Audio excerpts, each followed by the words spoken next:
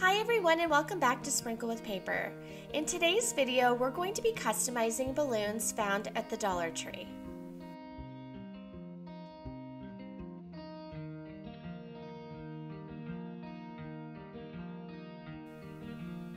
When you go into the Dollar Tree, you'll see that they have a ton of balloons ready to go.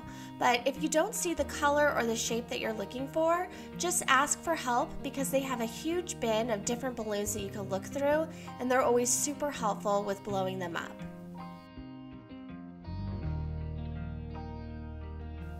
Once we have the balloon we're looking for, we're just going to head over to Cricut Design Space to create our custom design. I'm going to be creating two different designs today. One with my son's name and then one with his name and age. And then for the theme, we're going to be going with a Star Wars theme. So the first thing I'm going to do is I'm going to click on text and I'm going to type out his name. And then we'll go up to fonts. And the font I'll be using to get that Star Wars look is called Jedi. So Jedi is a free font that can be found over at Font Space. Once on the web page, just type in Jedi, and then it's going to take you to their font page, and from there you're going to see a solid version, a hollow, and a rounded. And today I'm just going to be selecting the solid one up at the top. So just go over to the right and click on the three little dots, and from there you can download this font onto your computer. Open up the downloaded file, and then just click Install Font.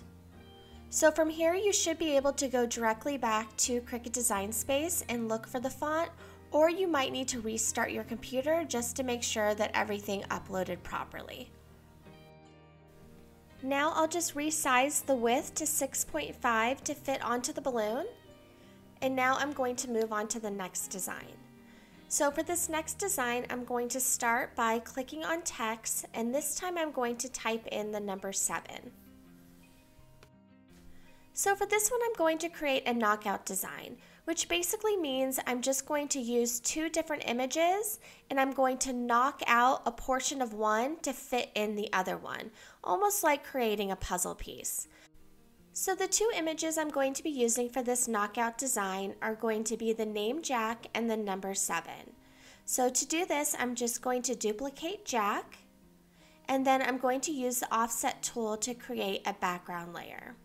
The offset tool can be found up here at the top, and you can just use this little slider to adjust the width of the background layer. And once you're happy with the look, just click Apply.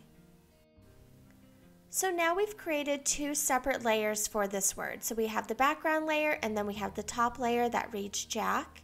And what we're going to do is we're going to place this over the number 7 onto the portion that we'd like to cut out or knock out. And we're going to then just resize the 7 or resize the word Jack till we get exactly the look that we're going for. And then once we're ready to slice, I'm just going to move the top layer of Jack down, and then I'm going to highlight the number 7 and the background offset and click Slice. Because we need to remember that we can only slice two individual designs at a time. Now we'll just delete the extra pieces that we had knocked out, and then we can move the top layer of Jack into this empty spot. So like I mentioned before, it's just like creating a puzzle piece. Now just highlight both pieces and click Weld.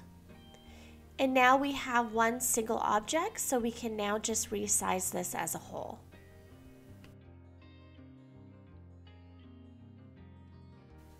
The last thing I need to do before cutting is I just need to adjust the colors because I'm going to make each of these a separate color. So I'm going to keep Jack as black and I'm going to change Jack with the number 7 to white. Now just click Make It. And once we're on the materials page, I'm just going to type in vinyl and then I'm going to select matte vinyl. The vinyl I'll be using for the first design is this white matte vinyl, and it is the Oracle brand. I really like the Oracle brand. I find that it cuts really nicely and it's super easy to weed. So I'm just going to place this on my Cricut mat and I'm going to load it in my machine to cut.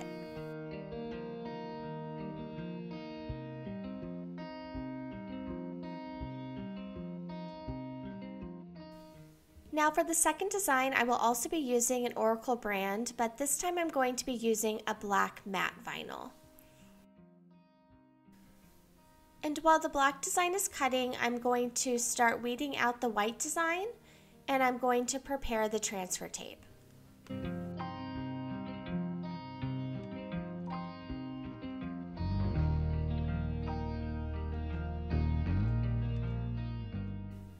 The transfer tape I'll be using for today's project is the Paper Studio brand that can be found at Hobby Lobby. So I really like this brand because it is sticky, but it's not quite as sticky as the Cricut brand. And when we're transferring a design onto a balloon, we don't want our transfer tape to be too sticky. So I'm actually going to use a microfiber cloth to make this even less sticky than it already is.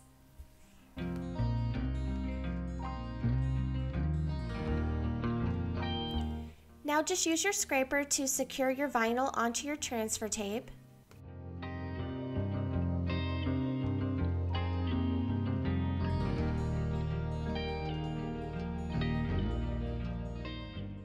And now we are ready to place our designs onto our balloons. So a quick tip is just to place a little bit of masking tape onto the back of your balloon and then push it down onto your surface. That way your balloon won't float up while you're trying to place the design on. Now just carefully place your transfer tape onto the balloon. And since the balloon is a curved surface, you might need to use your scissors to cut some little slits along the transfer tape on the sides. This will help to make it lay flat on your balloon, and it'll be easier to work out some of those little air bubbles. So once you have it nicely secured onto your balloon, you can then just peel back the transfer tape, and you'll see that the transfer tape comes off nice and easy since we use that microfiber cloth to make the transfer tape less sticky. Now we'll just secure the black design.